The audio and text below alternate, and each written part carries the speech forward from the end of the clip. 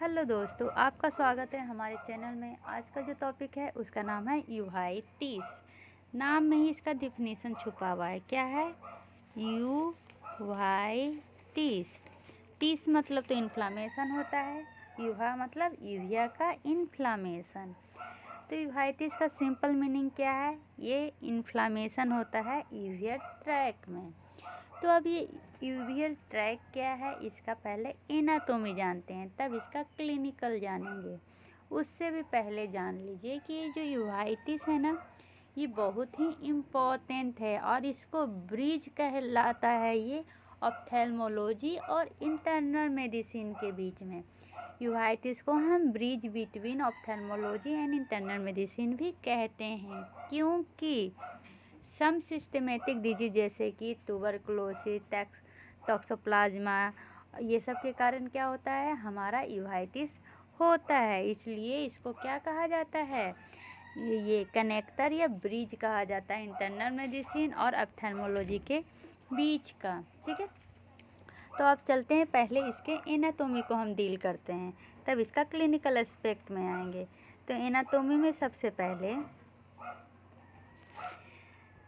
हमारा choroid uvea track होता क्या कैसे है।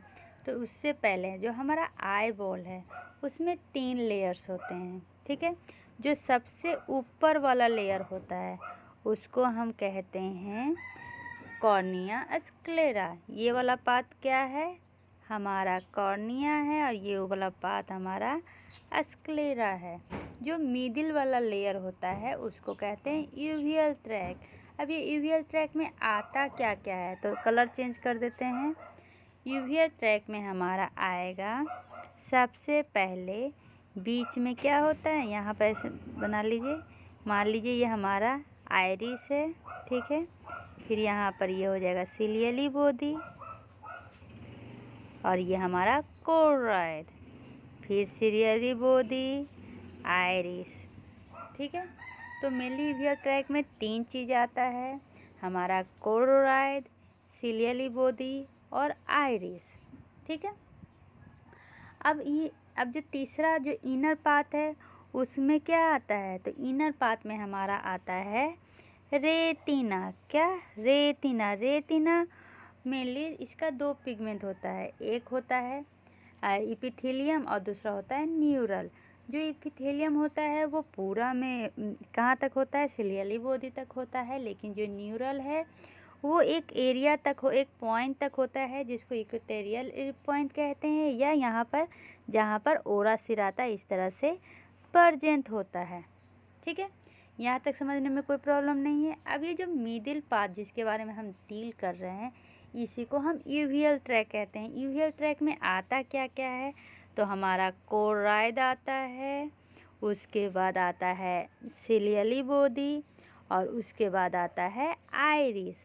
आइरिस का क्या काम है, तो ये मेनली देखिए यहाँ आइरिस के बीच में एक होल होता है, इसको हम कहते हैं पिप्यूल, जिसके थ्रू लाइट इंटर करता है। आइरिस का मेन काम है कलर देना, जो काला काला कलर दिखता है ना बीच वाला वो। और ये सिलियली बॉडी का क्या काम है, ये जोन्यूल्स के थ्रू हमारे लेंस को क्या करता है, हमारे लेंस को एक पार्टिकुलर जगह पे रखता है। और ये सिलियली बॉडी में एक मसल्स होते हैं, सिलियली मसल, जो हेल्प करता है accommodation of lens.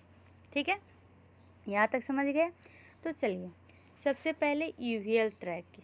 Uveal tract क्या है, ये मिडिल वेस्कुलर कोट है आई बॉल का। इसके अंदर हम पढ़ते हैं 3 चीज़। सबसे पहले आइरिस, फिर पढ़ेंगे सिलियरी बॉडी, और फिर पढ़ेंगे कोरोराइड। ठीक है, तो ये जो आइरिस है, आइरिस का अगर डायमीटर की बात करें तो ये होता है 12 mm। ठीक है, और अगर इसका नॉर्मल डायमीटर की बात करें, जब ये पिप्पल इसके बीच में जो होता है उसका डायमीटर की बात करें तो उसका होता है 3 से 4 mm। ठीक है, अगर जब हम आइरिस का क्रॉस सेक्शन करेंगे ना, तो आइरिस पहले होता कैसा है, देखिए ये हमारा आई, देखिए जैसे कि ये हमारा आई है। ठीक है, ये बीच में पिप्पल है, इसके चारों तरफ इस तरह से आइरिस प्रेजेंट होता है। तो ये आइरिस का डायमीटर तो मैंने बता दिया कितना होता है, 12 से 12 mm। और पिपुल का डायमीटर 3 से 4 mm। अगर आइरिस को हम क्रॉस सेक्शन काटें, मान लीजिए इतना सेक्शन हम काट लिए, ठीक है, तो इसमें मेनली क्या दिखेगा, तो 2 लेयर दिखेगा, ठीक है। सबसे पहले काट के ही दिखाती हूँ, इस तरह से 2 लेयर दिखेगा। जो सबसे इनर रहेगा उसको हम कहेंगे पुपिल जोन, जो आउटर रहेगा उसको कहेंगे सिलियली जोन, ठीक है। और जो बीच का ये दोनों को जो अलग करता है डिमार्केशन, उसको कहते हैं कोरल रिट्टे, ठीक है। तो ये ऊपर वाला मान लीजिए इनर है, ये आउटर है, इनर को हम क्या कह दिए, तो पुपिलरी जोन, ठीक है। आउटर को क्या कह दिए, सिलियली पाथ, ठीक है, या जोन। और बीच वाला जो पाथ है उसको हम कहते हैं कोलर इत्ते, ठीक है।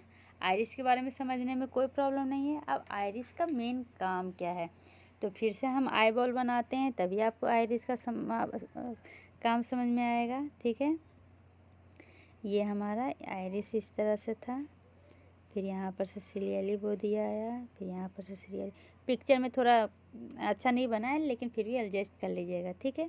सिलियली बॉडी में यहाँ पर क्या था, हमारा लेंस था। अब देखिए ये जो हमारा आई बॉल है ना, ये मेनली 2 सेगमेंट में बता हुआ है, एंटीरियर सेगमेंट और पोस्टीरियर सेगमेंट।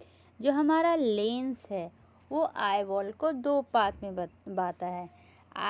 ये जो लेंस है उसके पीछे वाले पार्ट को कहते हैं पोस्टीरियर सेगमेंट और इससे आगे वाले पार्ट को कहते हैं एंटीरियर सेगमेंट, ठीक है। यहाँ तक कोई प्रॉब्लम नहीं है। अब ये जो आइरिस है वो एंटीरियर सेगमेंट को 2 पार्ट में डिवाइड किया है। ये हमारा आइरिस है, आइरिस से जो आगे है उसको हम कहते हैं एंटीरियर चैम्बर और जो पीछे है उसको कहते हैं पोस्टीरियर चैम्बर। मतलब कि एंटीरियर सेगमेंट किससे मिला के बना है, एंटीरियर चैम्बर और पोस्टीरियर चैम्बर दोनों को मिलाकर।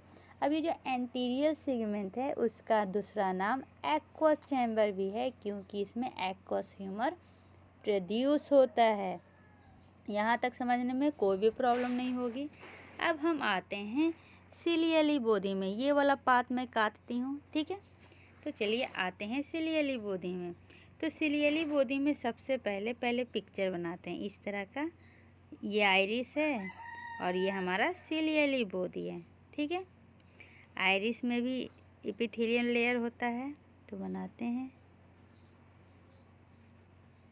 फिर इसमें एक और लेयर होता है, इस तरह से बना के, ठीक है। अब देखिए, अब इसका करते हैं हम नेमिंग।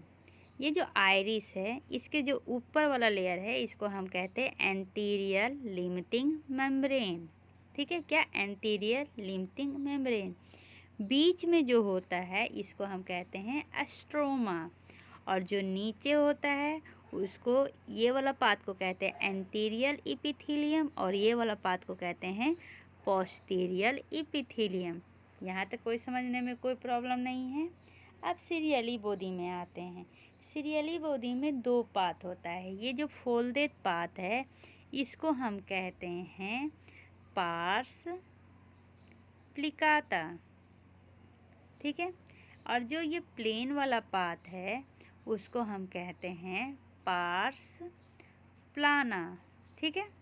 ये दोनों पार्ट है, यहाँ तक समझने में कोई प्रॉब्लम नहीं है। अब ये जो आइरिस का स्ट्रोमा है ये क्या हो गया है, ये कंटिन्यू कर गया है हमारा सिलियली बॉडी में, ठीक है। तो इसका क्या काम है, ये जो सिलियली बॉडी में ये जो स्ट्रोमा है ये कंटिन्यू किया है, इसी में क्या होता है, हमारा सिलियली मसल प्रेजेंट होता है। अब यही सिलियली मसल हेल्प करता है पावर ऑफ एकोमोडेशन में। लेंस का पावर कम होगा कि बढ़ेगा उसमें ये एकोमोडेशन करता है, हेल्प करता है, ठीक है। आइरिस का जो पोस्टीरियर एपिथेलियम है वो मेनली नॉन पिगमेंटेड होता है। क्या, नॉन पिगमेंटेड होता है। लेकिन जो सिलियली बॉडी है उसका जो ये वाला पार्ट है वो क्या होता है, पिगमेंटेड होता है, ठीक है। यहाँ तक समझने में कोई प्रॉब्लम नहीं है। चलिए अब आते हैं हम एनाटोमी ऑफ क्लोराइड में। उससे पहले हम उसका जो नाम बताए ना, उसका फंक्शन, ये जो स्ट्रोमा बताए अभी, इसमें क्या क्या होता है। इसमें प्रेजेंट होता है वेसल्स, कनेक्टिव टिश्यू, 2 मसल भी प्रेजेंट होता है, जो आगे जाके इसके बारे में हम क्लिनिकल एस्पेक्ट में पढ़ेंगे। वो होता है स्पिंक्चर पेपिलरी और दूसरा होता है डायलेटर पेपिलरी। ठीक है, स्ट्रोमा का पार्ट समझ गए। ये जो स्पिंक्चर पेपिलरी है, ये मेनली पीपल को कंस्ट्रिक्ट करता है, और ये जो डायलेटर पेपिलरी है, ये डायलेट करता है। इजी। ठीक है, अब आते हैं हम क्लोराइड के स्ट्रक्चर में। ठीक है, क्लोराइड क्या है, तो क्लोराइड को आपको बताए थे, पिक्चर में देख लीजिए। चलिए अब आते हैं इसके तीसरे में, जिसका नाम है क्लोराइड। क्लोराइड का सबसे पहले लेयर का बात करते हैं। तो क्लोराइड का लेयर की बात करते हैं तो सबसे नीचे आपको पता है क्या होता है, हमारा स्क्लेरा। ठीक है, उसके बाद जो होता है उसको हम कहते हैं सुप्रा कोराइडल लैमिना। क्या, सुप्रा कोराइडल लैमिना। इसका अगर दूसरा नाम जाने तो इसका दूसरा नाम होता है लैमिना फूसिया। क्या, लैमिना फूसिया। इसके बाद का जो लेयर होता है वो मेनली 2 पार्ट को डिवाइड करता है। एक होता है, ये इसको कहते हैं क्या, तो लार्ज पार्ट, और इसको कहते हैं मीडियम पार्ट। ठीक है, सबका नाम बताऊंगी, टेंशन नहीं लीजिए। इसके ऊपर जो लेयर होता है इसको हम कहते हैं कोराइडो कैपिलरी। क्या, कोराइडो कैपिलरी। और उसके बाद हमारा आ जाता है ब्रूच मेम्ब्रेन, और इसके ऊपर हमारा होता है रेटिना का नीचे, सबसे नीचे वाला लेयर या आउटर लेयर, जिसको कहते हैं रेटिनल पिगमेंटेड एपिथेलियम। ठीक है, यहाँ तक समझने में कोई प्रॉब्लम नहीं है। चलिए अब इसके लेयर के बारे में। ये तो आपको पता था, ये वाला पार्ट क्या है हमारा, ये वाला पार्ट स्क्लेरा है। स्क्लेरा के ऊपर एक लेयर था जिसको हम क्या कहते हैं, सुप्राकोराइडल लैमिना। इसमें मेनली 2 तरह का सीरियली आर्टरी प्रेजेंट होता है। एक होता है साउथ, कलर चेंज कर देते हैं नहीं तो आप कंफ्यूज कर जाइएगा। एक होता है साउथ पोस्टीरियर सीरियली आर्टरी, और दूसरा होता है लॉन्ग पोस्टीरियर सीरियली आर्टरी। ठीक है, अब आ गए लार्ज। ये वाला पार्ट क्या कहला रहा था, लार्ज। ये लार्ज पार्ट का क्या नाम है, इसका, इस लेयर का नाम है हॉलर लेयर। इसका पिक्चर भी दिखाऊंगी, इसलिए टेंशन नहीं लीजिए। ये जो मीडियम पार्ट है इसका नाम है सेटलर लेयर। इसके ऊपर यहाँ पर क्या है, तो कोरियो कैपिलरीज। इसके ऊपर वाला जो लेयर है इसको ब्रूच मेम्ब्रेन कहते हैं, और इसके ऊपर क्या आ जाता है, आरपीई आ जाता है। तो चलिए कोराइडल कैपिलरी का हम थोड़ा विस्तार में पढ़ते हैं। सबसे नीचे हमने क्या कहा था कि स्क्लेरा है। ठीक है, स्क्लेरा के बाद उसके बाद कोराइड स्टार्ट हो रहा है, तो स्क्लेरा और कोराइड के बीच का जो जंक्शन है उसको हम क्या कहेंगे, क्लोराइडो स्क्लेरल जंक्शन। इसके बाद हमारा क्या आ रहा था, हमारा आ रहा था सुप्रा कोराइडल लैमिना, जो मेनली उसमें क्या होता था, ये जो हमारा है इसी को हम सुप्रा कोराइडल लैमिना भी कह सकते हैं। ठीक है, इसमें मेनली 2 चीज़ देखने को मिल रहा था। एक था कि साउथ पोस्टीरियर सीरियली आर्टरी, एक था लॉन्ग पोस्टीरियर सीरियली आर्टरी। इसके बाद का जो लेयर है इसको हम कहते हैं लार्ज, जिसको हॉलर लेयर कहा जाता है। उसके बाद जो लेयर है उसको हम कहते हैं मीडियम, जिसको हम सेट्रल लेयर कहते हैं। ठीक है, इसके बाद का जो लेयर है इसको हमने कहा था सीसी, मतलब कि कोरियो कैपिलरी। और इसके बाद जो लेयर है ये रेटिना से स्टार्ट हो जाता है, ब्रूस्क मेम्ब्रेन या आरपीई। ठीक है, अब चलिए रेटिना का भी डिस्कशन ही कर लेते हैं जब पिक्चर क्लियर है तो। ठीक है, तो इसके बाद आ जाता है हमारा इंटर डिजिटल जोन। क्या आ जाता है, इंटर डिजिटल जोन। उसके बाद आउटर सेगमेंट आता है, आउटर सेगमेंट के बाद क्या आता है, तो इलिप्सॉइड जोन आता है। क्या, हमारा इलिप्सॉइड जोन। उसके बाद आता है मायोड जोन, और उसके बाद आता है एक्सटर्नल लिमिटिंग एजेंट। ठीक है, फिर यहाँ पर से आ जाएगा क्या, आउटर न्यूक्लियर मेम्ब्रेन, फिर हेनरी नर्व फाइबर्स, उसके बाद outer plexiform, inner nuclear, inner plexiform, ganglion, nerve fibres और इंटरनल लिम्फिंग एजेंट। और उसके बाद ये जो पार्ट दिख रहा है ये हमारा वीट्रस पार्ट है।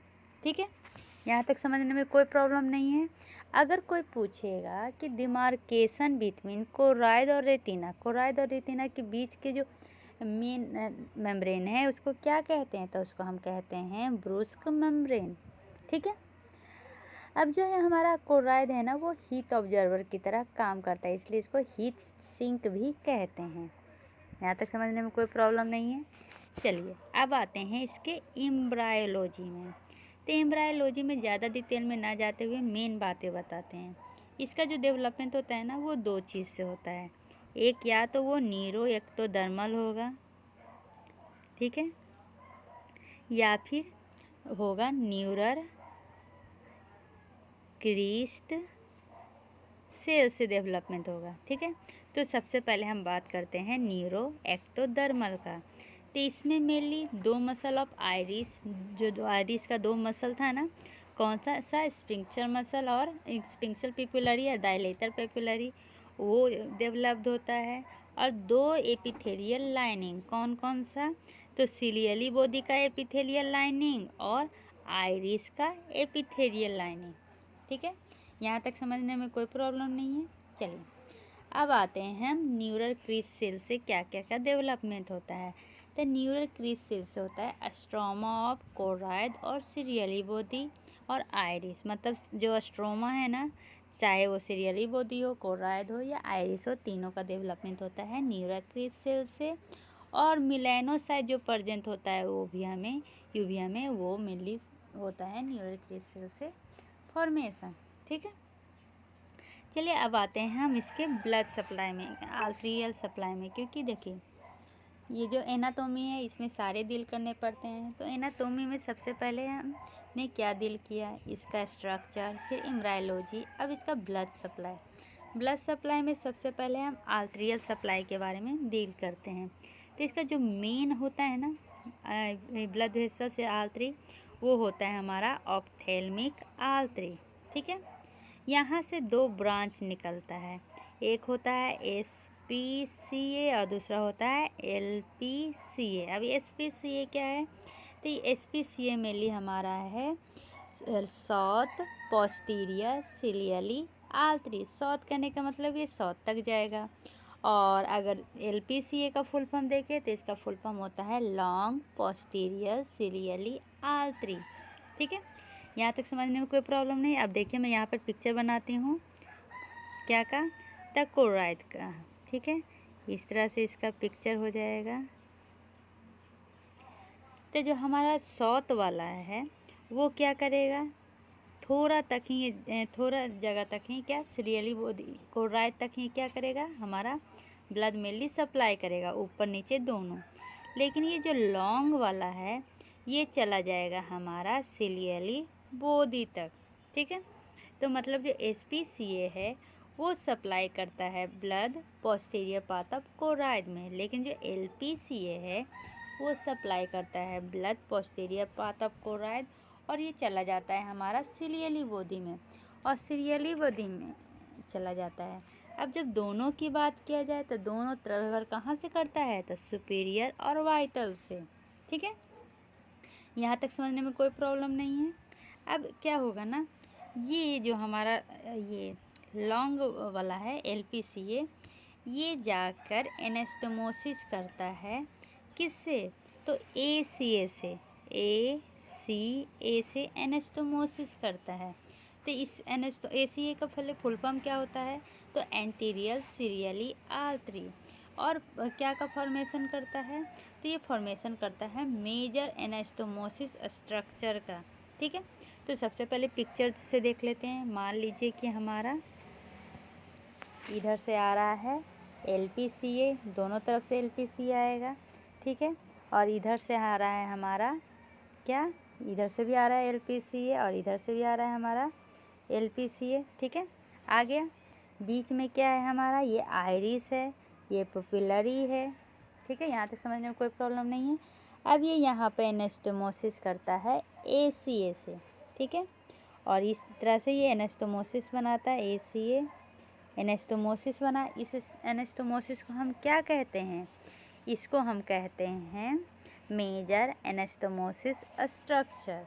ठीक है, अब यहाँ पे क्या हो गया, 2 सर्किल फॉर्म हो गया।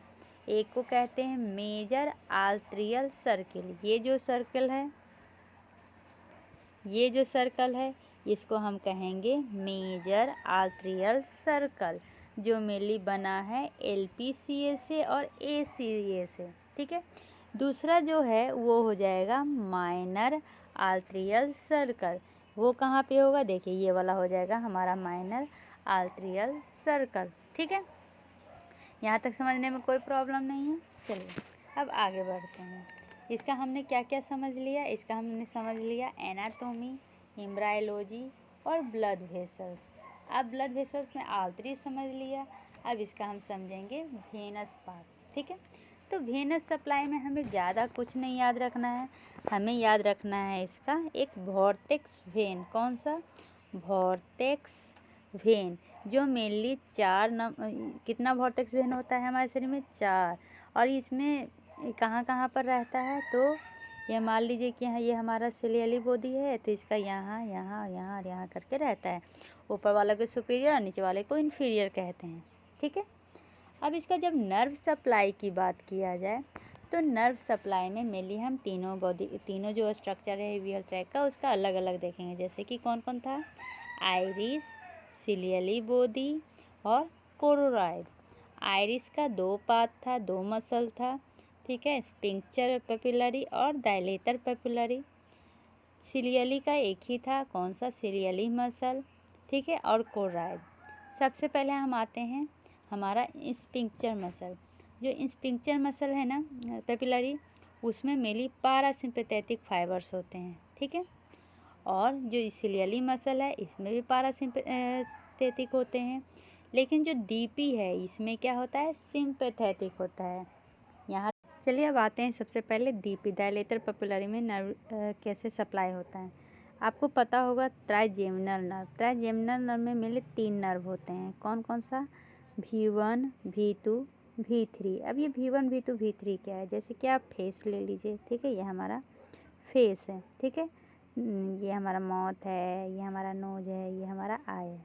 ठीक है, और अपना क्या कीजिए, फिंगर्स 3 फिंगर्स बीच वाला ले लीजिए, लिटिल फिंगर और थंब को छोड़ के, और इस तरह से तीनों फिंगर्स को रखिए।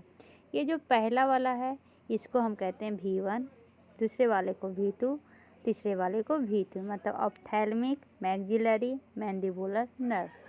तो ट्राइजेमिनल के कितने नर्व हुए? 3 नर्व हुए। उसमें हम मेनली ऑप्थैल्मिक का बात कर रहे हैं, तो ट्राइजेमिनल में हम ऑप्थैल्मिक नर्व गए। ये ऑप्थैल्मिक नर्व का ब्रांचेज होता है एक, जिसको नेसोसीरियली नर्व कहते हैं। ठीक है, ये नेसोसीरियली नर्व का एक ब्रांच होता है जिसको हम कहते हैं लॉन्ग सीरियली ब्रांच।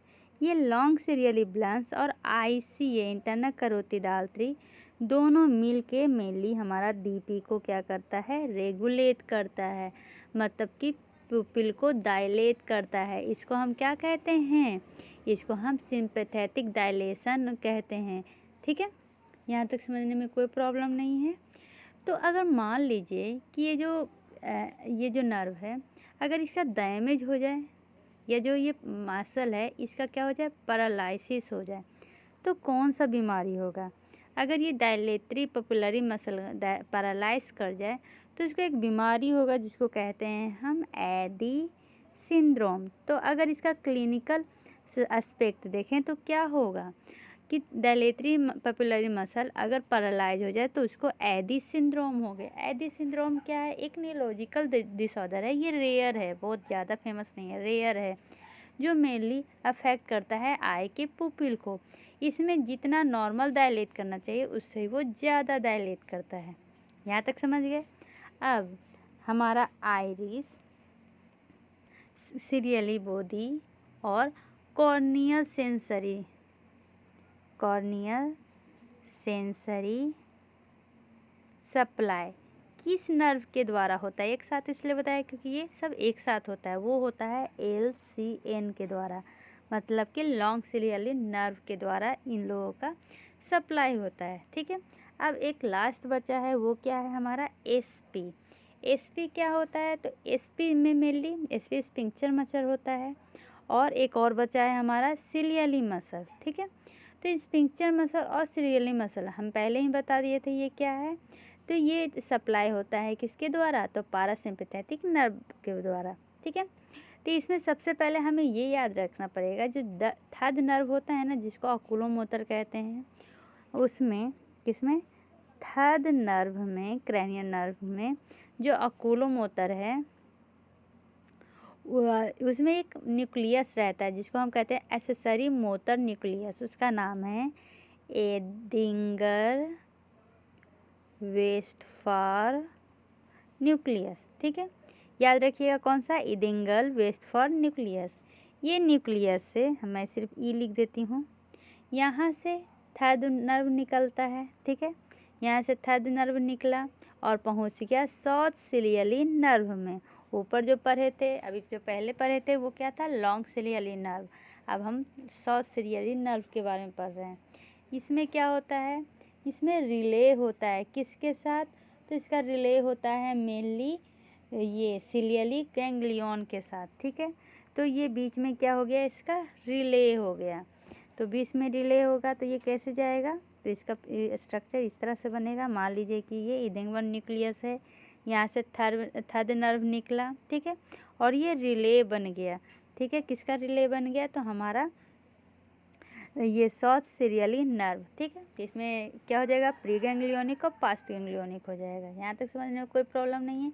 अब ये सप्लाई करेगा हमारा एसपी स्पिंक्टर पेपिलरी को और सीएम सिलियरी मसल्स को। ठीक है, यहाँ तक समझ में आ गया। जो शॉर्ट सिलियरी नर्व है वो एसपी और सीएम को नर्व सप्लाई करता है, और लॉन्ग सिलियरी नर्व बाकी को करता है। ठीक है, यहाँ तक समझने में कोई प्रॉब्लम नहीं। अगर ये जो थर्ड नर्व है इसमें पाल्सी हो जाए तो क्या होगा, तो हमारा एकोमोडेशन प्रॉब्लम होगा और स्पिंक्चर प्रॉब्लम होगा। आशा है आपको एनाटोमी ऑफ यूवियल ट्रैक्ट समझ में आया होगा। अगले वीडियो में हम इसका क्लिनिकल एस्पेक्ट लेके आएंगे। ठीक है, तब तक के लिए bye bye, take care, see you. और हाँ, वीडियो पसंद आए तो लाइक और सब्सक्राइब करना ना भूलें।